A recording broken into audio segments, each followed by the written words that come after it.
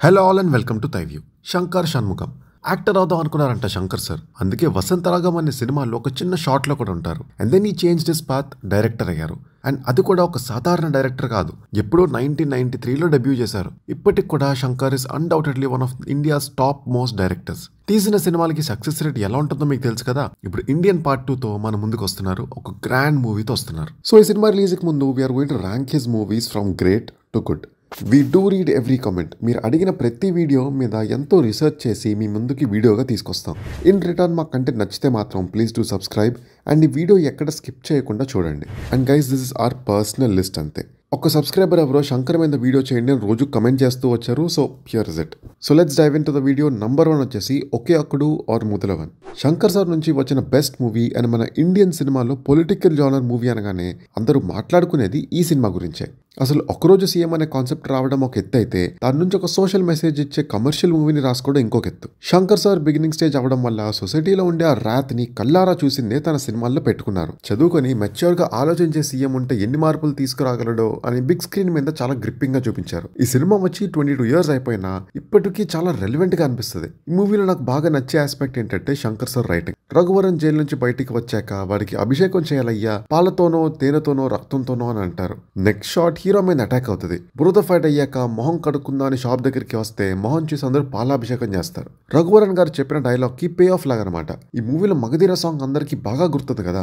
ఇప్పటికీ government job ఉన్నవాడికి అమ్మాయినిచ్చి పెళ్లి చేద్దాం అనుకునే మైండ్ సెట్ లో ఉన్న వాళ్ళని చూస్తూ ఉంటాం. ఈ మూవీలో హీరోయిన్ వాళ్ళ ఫాదర్ కూడా అంతే. సో మగధీర సాంగ్ కరెక్ట్ గా హీరోయిన్ భయపడుతున్నప్పుడు వస్తుంది. ఇప్పుడంటే శంకర్ సార్ సాంగ్స్ ని చూసి బడ్జెట్ అది ఇది మీమ్స్ చేస్తున్నారు, కానీ ఒకప్పటి సాంగ్స్ ని, వాటి విచిత్రమైన కాన్సెప్ట్ ని చూడడానికి జనాలు ఎగబడి థియేటర్లకు వెళ్లేవారు. దానికి ఒక బెస్ట్ ఎగ్జాంపుల్ ఈ సాంగే. హీరోయిన్ వేసుకునే సన్ఫ్లవర్స్ డ్రెస్ ఆ స్నేక్స్ అండ్ లాడర్స్ మీద వెళ్ళటం వల్ల స్నేక్స్ యాక్టివేట్ అవుతాయి. ఒక్కో స్నేక్ కథలో ఒక్కో క్యారెక్టర్, అలా అందరూ చనిపోతారు. కానీ లాస్ట్ కి హీరోని మింగేసే పాము మాత్రం హీరో వాళ్ళ ఫాదరే. ఆ పాము మీద రాసి ఉంటది government job with question marks అని. ఇంకా మూవీలో మోస్ట్ టాక్డ్ సీన్ సీఎం తో ఇంటర్వ్యూ సీన్. మళ్ళీ ఈ రేంజ్ పొలిటికల్ డ్రామా మన ఇండియన్ స్క్రీన్ మీద ఎప్పుడు చూస్తాము కదా.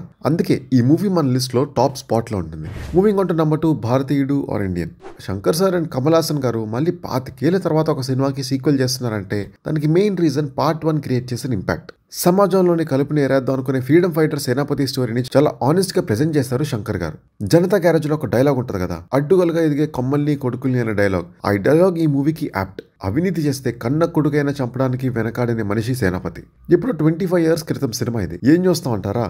ఒక చిన్న సీన్ ఎగ్జాంపుల్ చెప్తా. స్టార్టింగ్ లో మోసం చేస్తారని ఒక అవినీతి పరుని చంపడానికి వెళ్తారు. అతని మీద అటాక్ చేసినప్పుడు ముందు కత్తి మిస్ అయ్యి రైస్ బ్యాగ్ కి గుచ్చుకుంటది. అతనికి మళ్ళీ పొరవడానికి కింద పడతారు. నోట్లో ఆ బియ్యం పడుతుంది. అండ్ ఇప్పటికీ ఒకప్పటికి శంకర్ సార్ రైటింగ్ లో తేడా ఒకటే. ఇప్పుడు శంకర్ సార్ మూవీస్ లో మిస్ అయ్యేది ఈ మూవీస్ తీసే టైంలో ఆర్గానిక్ ఫ్లో. ఒక సీన్ ని ఇంకో సీన్ కి బాగా ఇంటర్లింక్ అయి ఉంటది. బట్ రీసెంట్ రిలీజెస్ లో ఆ కనెక్షన్ అంత స్ట్రాంగ్ గా ఉండట్లేదు. శంకర్ సార్ సక్సీడ్ అవ్వడానికి ఇంకో మెయిన్ రీజన్ ఎప్పటికప్పుడు ఎక్స్పెరిమెంట్స్ చేయడం మానలేదు. 1996కే ఒక ఎస్టాబ్లిష్ నటుడైన కమల్ సార్ ని పెట్టుకొని కొత్తగా ఏం చేయగలరనే టైంలో కమల్ సార్ ని ఓల్డ్ గా చూపించి స్పెషల్ మేకప్ ని యూజ్ చేశారు. లాస్ వేగస్ వెళ్లి ఆ మూవీకి సరిపడా టెక్నికాలిటీ నేర్చుకొని దానికి తగ్గ కెమెరాస్ కూడా తెచ్చుకున్నారు. అందుకే రిలీజ్ అయిన పాయింట్ ఆఫ్ టైమ్ లో హైయెస్ట్ బడ్జెట్ మూవీ ఇది. ఈ మూవీకి ఇంకొక హ్యూజ్ ప్లస్ ఏంటంటే సేనాపతి ఫ్లాష్ బ్యాక్ పోర్షన్. ఆ ట్రాక్ మొత్తం ఫుల్ పేట్రియాటిక్ గా ఉంటుంది. ఇంతకుముందు చెప్పినట్టు సాంగ్స్ ఎలా అయితే శంకర్ సార్ మూవీస్ లో ఫేమస్, ఈ మూవీ స్పెషాలిటీ సేనాపతి ఫైట్స్. ఆయన యూజ్ చేసే ప్రెషర్ పాయింట్స్ టెక్నిక్ తర్వాత వచ్చిన ఎన్ని మూవీస్ లో ప్యారడీ సీన్స్ లో చూడలేదు చెప్పండి. మరి 25 years తర్వాత సీక్వెల్ చేస్తున్నారు కదా, చాలా అంటే చాలా కేర్ తీసుకున్నారంట. డీటెయిలింగ్ విషయంలో షూట్ స్టార్ట్ లో సేనాపతి దగ్గర ఏదో పెన్ను పెట్టారంట, కానీ ఫస్ట్ పార్ట్ లో ఏ పెన్ యూజ్ చేశారో మళ్ళీ అలాంటిదే ఎగ్జాక్ట్ గా పెట్టమన్నారంట Kamal sir, to maintain a good continuity. Script కూడా ఇదే లెవెల్ ఆఫ్ ఆర్గానిక్ గా ఉంటుందని కోరుకుందాం. సో ఫార్ సీక్వెల్ లో సాంగ్స్ కూడా బానే ఉన్నాయి. కంబ్యాక్ ఇండియన్ అండ్ తాతా వరారే కూడా హిట్ అయ్యాయి. కానీ షౌరా సాంగ్ అయితే ఎక్సలెంట్ ఉంది. ఎస్పెషల్లీ ఆ గుడియా గుడియా బిట్ అయితే చాలా ఎడిట్స్ లో వాడేశారు. పార్ట్ 1 ఇప్పటికీ చూడకపోతే చూసేయండి. బై ద వే పార్ట్ 1 లో పచ్చని చిలుకల సాంగ్ అయితే నాకు చాలా ఇష్టం. ఒక ఎవర్ గ్రీన్ సాంగ్ అది. మీకు ఏ సాంగ్ ఇష్టం కూడా కింద కమెంట్ చేసేయండి. నంబర్ 3 వచ్చేసి అపరిచితుడు. శంకర్ స్టార్ టిల్ డేట్ ఒక స్క్రీన్ ప్లే మీద ఎక్కువ ఎఫర్ట్స్ పెట్టారంటే అది అపరిచితుడి మీదే అని చెప్పాలి. చాలా మంది మేకర్స్ కి డిఫరెంట్ ఐడియాస్ వస్తాయి, బట్ దాన్ని ఎగ్జిక్యూట్ చేయడంలోనే ఉంటుంది ఏదైనా. మల్టిపుల్ పర్సనాలిటీ డిసార్డర్ అనే కాన్సెప్ట్ ని ఎక్సలెంట్ గా మోస్ట్ కమర్షియల్ ఫార్మాట్ లో ప్రెజెంట్ చేశారు. అది కూడా తన సినిమాల్లో హీరోలకు ఉండే బేసిక్ ట్రేట్ తో, అదే సమాజంలో ఏ తప్పు జరిగినా సహించలేకపోవడం. ఓపెనింగ్ ఫస్ట్ 5-10 మినిట్స్ లో ఏవైతే క్యారెక్టర్స్ ఇంట్రొడ్యూస్ చేస్తారో వాళ్ళ చుట్టూనే స్టోరీ బిల్డ్ చేసుకుంటారు. హీరోకి ఓసిడి ఉందని, చెల్లి సెంటిమెంట్, హీరో మీద ప్రేమ, వివేక్ తో ఫ్రెండ్షిప్, సమాజం పట్ల బాధ్యత, ఇవన్నీ వెరీ బిగినింగ్ సీన్స్ లో మనకి అర్థమయ్యేలా చూపిస్తారు. ఇది మాకు తెలుసులే అని అంటారా? అలా కోర్టుకి మోపెడ్ మీద వెళ్లేటప్పుడు మొహం మీద ఒక ఆయన ఉమ్ముతారు. లాస్ట్ లో లేజీగా ఉన్నాడని శిక్ష వేసి చంపేసేది ఆయన్నే.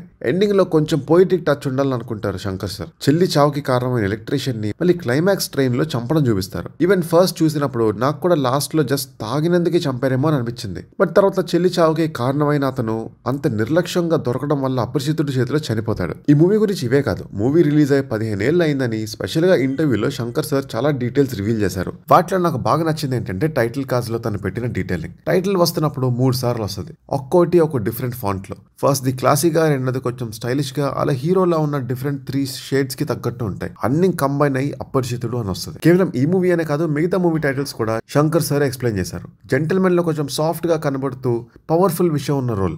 సో టైటిల్లో ఒత్తున్న దగ్గర కత్తి పెడతారు, ఇది తమిళ దగ్గర. ప్రేమికుడు కథనంలో టేక్ ఇట్ ఈజీ అని పాలసీ అని ఉంటుంది కదా, సో టైటిల్లో చార్లీ చాప్లిన్ క్యాజువల్ గా కూర్చొని ఉన్నట్టు చూపిస్తారు.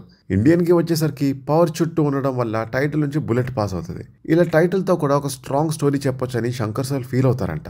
Number 4 Robo Enthiran. ఒక 12 ఏళ్ల క్రితం రివైండ్ చేసుకోండి, 2009 టైంలో అసలు ఈ రేంజ్ సైన్స్ ఫిక్షన్ మన ఇండియన్ సినిమాలో చూస్తామని మనం ఎప్పుడు అనుకోలేదు. ఆ విజువల్స్ ని ఎలా కన్సీవ్ చేశారో ఏమో మరి. రజనీలో విలనిజం చూపించడం అయితే నెక్స్ట్ లెవెల్. అదే బెస్ట్ థింగ్ అబౌట్ రోబో కూడా. సెకండ్ కి గ్రాఫ్ పెరుగుతుందే తప్ప ఎక్కడ తగ్గదు. ఎండింగ్ లో రోబోట్స్ తో ఫార్మేషన్లు, ఫైట్లు, అబ్బాబా నెక్స్ట్ లెవెల్ అంతే. ఒక రోబోట్ కి ఎమోషన్స్ ఉంటే ఎలా ఉంటుంది అనేది ఇంకా అద్భుతంగా వేరే ఎవరు చూపించలేరేమో. Number 5 Gentleman. డెబ్యూ మూవీతోనే తన స్ట్రెంగ్స్ ఏంటి, తన దగ్గర ఉన్న ఐడియాస్ ఎంత యూనిక్ గా ఉంటాయని చూపించారు. ఒక సోషల్ మెసేజ్ ఉన్న మూవీని ఎంత బాగా రాసుకున్నారంటే మనం చూసిన తర్వాత హీరోకి కంప్లీట్ గా కనెక్ట్ అయిపోతాం. సెకండ్ హీరోయిన్ అండ్ కమెడియన్స్ తో సెపరేట్ ట్రాక్స్ ఉన్నా కూడా అవి జస్ట్ డ్రామాని యాడ్ చేస్తూ అదే టైంలో కమర్షియల్ ఆస్పెక్ట్స్ ని కూడా కవర్ చేస్తూ వచ్చాయి. డెబ్యూ మూవీ 1993లో అంటే ఆ మాత్రం తప్పలేదులేండి. అగైన్ చిగుముకు రైలే సాంగ్ లో విజువల్స్ చూడండి. ఆ బాణాలు, కామిక్ టీయర్స్ తో ఉన్న ఇమాజినేషన్ ఏ రేంజ్ లో ఉందో అని చెప్పడానికి perfect example. He's way ahead of his time. ఒక విజనరీ అనడానికి ఈ టైప్ ఆఫ్ విజువల్స్, ఐడియాసే కారణం అనొచ్చు. Number 6 boys. యూత్ ని బేస్ చేసుకొని శంకర్ సార్ తీసిన మూవీ ఇది. ఏ గోల్ లేని వాళ్ళు తన ప్యాషన్ ని చేసి ఎలా పైకి వస్తారో చాలా ఎమోషనల్ గా చూపించారు. ఎమోషనలే కాదు, కాస్త బోల్డ్ గా కూడా. ఆ టైంకి ఇంత రియలిజం, అది కూడా యూత్ ని టార్గెట్ చేస్తూ మరి ఏ ఇతర మెయిన్ స్ట్రీమ్ డైరెక్టర్ చూపించలేరు అనుకుంటా. బట్ ఈ మూవీలో దేని గురించి అయినా మాట్లాడాలంటే అవి సాంగ్సే. ఒక్క సాంగ్ ఐడియాకి మైండ్ పోద్దే. నాకు ఒక గర్ల్ ఫ్రెండ్ రా సాంగ్ లో యానిమేట్ చేసి క్రియేట్ చేశారు. అలే సాంగ్ లో మేట్రిక్స్ ఎఫెక్ట్ కోసం ఏకంగా 62 కెమెరాస్ యూనిట్స్ యూజ్ చేశారు. అలానే టైమ్ స్లైస్ ఎఫెక్ట్ కూడా చూడడానికి చాలా బాగుంటది. ఇంకా బూమ్ బూమ్ సాంగ్ లో అయితే హీరో వాళ్ళ ఫ్రెండ్స్ అంతా మెటల్ స్క్రాప్స్ అండ్ గార్బేజ్ తో మనుషుల్లో ఫార్మ్ అయి డాన్స్ వేస్తారు. ఈ ఐడియాలన్నీ శంకర్ సార్ కి ఎలా వస్తాయో నాకు అర్థం కాదు. Number 7 Shivaji the boss. ఒక ఎన్ఆర్ఐ దేశంలో నల్ల డబ్బుని వైట్ గా ఎలా మార్చాడనే స్టోరీ మాసెస్ లోకి ఎక్కేసేలా తీశారు శంకర్. ఇంటర్వెల్ వరకు కొంచెం కామెడీ, కొంచెం స్టోరీ అన్నట్టు వెళ్ళిన ఇంటర్వెల్ నుంచి మెల్లగా ఎలివేషన్స్, విజువల్స్ ఇంకా గ్రాండ్ గా పట్టుకెళ్ళిపోతారు. రజనీ సార్ నుంచి ఫ్యాన్స్ ఏమేమి ఎక్స్పెక్ట్ చేస్తున్నారో దాని ఎక్స్పెక్టేషన్స్ కి మించి చూపించింది శంకర్ సార్. ఇంకా క్లియర్ గా చెప్పాలంటే రజనీ స్వాగ్ అండ్ స్టైల్ ని కరెక్ట్ గా యూజ్ చేస్తే రిజల్ట్ ఎలా ఉంటుందో చూపించారు. ఈ సినిమాలో యూజ్ చేసిన స్క్రీన్ ప్లే ఫార్మాట్ ని మళ్ళీ ఐ సినిమాలో వాడారు Shankar. Moving on to number 8 jeans. ఈ మూవీ మొత్తం ఇద్దరు ట్విన్స్ లో ఒక ట్విన్ లవ్ లో పడడం వల్ల క్రియేట్ అయ్యే డ్రామాతో బిల్డ్ చేసుకున్నారు. స్టోరీ అండ్ డ్రామాకి ఎత్తు అయితే ఆ సాంగ్స్ ఇంకొక ఎత్తు. 7 వండర్స్ ని ₹5 టికెట్ మీద చూపించడం ఆయనకే సాధ్యం పడింది. ఈ మూవీస్ లో కూడా విజువల్స్ తో ఒక ఆట ఆడేసుకున్నారు. అప్పటి వరకు స్క్రీన్ మీద డ్యువెల్ రోల్ చేస్తే ఎలా ఉంటుందో అని వావ్ ఫీల్ అయ్యేవారు. ఆ కౌంట్ ని ఎక్కడికో తీసుకెళ్లిపోయారు. ఇన్ఫాక్ట్ అప్పట్లో ఈ సినిమాని ఆస్కర్స్ కి కూడా పంపిద్దామని ట్రై చేశారంట. ఈ మూవీలో గ్రాఫిక్స్ అంత హై లెవెల్లో ఉండేవి. కన్నులతో చూసేది సాంగ్ లో ఐశ్వర్య రాయ్ ని స్కెలిటన్ గా చేయడం నుంచి మొన్న వచ్చిన ఐలో బుల్లెట్ అమ్మాయిగా మారిపోవడం వరకు తన ఐడియాలు ఏమాత్రం మారలేదు. అంతే ఫ్రెష్ గా ఉంటాయని అర్థమవుతుంది. Number 9 Premikudu or Kadhalar. Shankar sir career లో లవ్ స్టోరీలు తీశారు. జీన్స్ కానీ, ఐ కానీ, బట్ వాటిలో mix of genres or concepts ఉంటాయి. బట్ అవేమీ లేకుండా తీసిన ప్యూర్ లవ్ డ్రామా అంటే ప్రేమికుడు. సీజే వాడడంలో ఫస్ట్ స్టెప్ ఈ సినిమాలోనే. ఒక decent story enhanced by great album. Mukkala Muqabla song లో విజువల్స్ ని ఇప్పటికీ రిప్లేస్ చేయడానికి ట్రై చేసిన ఆ ఫీల్స్ మాత్రం ఎక్కడ రీక్రియేట్ చేయలేకపోతున్నారు. శంకర్ అండ్ ప్రభుదేవ గారు స్క్రీన్ మీద క్రియేట్ చేసిన మ్యాజిక్ అలాంటిది మరి. Number 10 I and 2.0. ఈ సినిమాలో అందుకే 10th పొజిషన్ లో 2 మూవీస్ పెట్టడానికి రీజన్ ఏంటంటే మంచి ఐడియాస్ ని స్క్రీన్ మీద కన్వర్ట్ చేసేటప్పుడు అంత ఎక్సైటింగ్ గా అనిపించలేకపోవడమే. శంకర్ సార్ కెరియర్ లో most complex screen play I అని చెప్పొచ్చు. బ్యాడ్ మార్కెటింగ్ వల్ల మూవీకి రాంగ్ ఎక్స్పెక్టేషన్స్ తో వచ్చిన జనాలు డిసప్పాయింట్ అయ్యారు. కానీ టెక్నికలీ బ్రిలియంట్ రైటింగ్ ఈ movie. Beauty and the beast concept ని కమర్షియల్ గా చూపించారు, కానీ స్టోరీ స్ట్రెంత్ ఇంకా బాగుండుంటే కనెక్ట్ అయ్యేవారు జనాలు. క్లైమాక్స్ మాత్రం హీరోయిన్ లింగేసా అని యాక్సెప్ట్ చేయడం అనే పాయింట్ చాలా హానెస్ట్ గా ప్రెజెంట్ చేశారు, and that made it more likeable. Coming to 2.0, ఆ 3D విజువల్స్ అనుకున్న స్టోరీలో మేజర్ ప్లాట్ పాయింట్స్ ని ప్రమోషనల్ కంటెంట్ కి చూపించేశారు. కాస్త డిసీవింగ్ ట్రైలర్ కట్ అని చెప్పొచ్చు.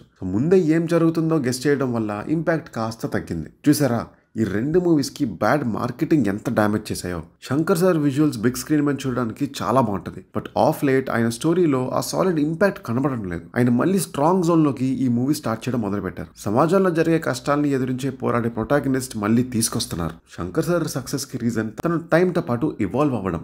సినిమాకి తన టెక్నికాలిటీ పెంచుకుంటూ అప్డేట్ అవుతూ వచ్చారు. అలానే సొసైటీలో ఉన్న రెలెవెంట్ ప్రాబ్లమ్స్ ని స్క్రీన్ మీద చూపించడం వల్లనే ఒకప్పుడు ఆయనకి ఆ రేంజ్ ఫ్యాన్ బేస్ క్రియేట్ అయింది. మళ్ళీ అంతే హార్డ్ హిట్టింగ్ మూవీస్ చేస్తూ మనల్ని ఎంటర్టైన్ చేస్తారని కోరుకుంటున్నాను. అలానే మీ టాప్ 10 ఏంటో ర్యాంక్ చేసి కింద కమెంట్స్ లో పెట్టండి. So that's it for the video guys. ఈ వీడియో మీరు లాస్ట్ వరకు చూసినట్టయితే వీడియో మీకు నచ్చిందని అనుకుంటున్నాను. So please you like, share, subscribe and hit the bell icon for more updates. This is team Thyview signing of.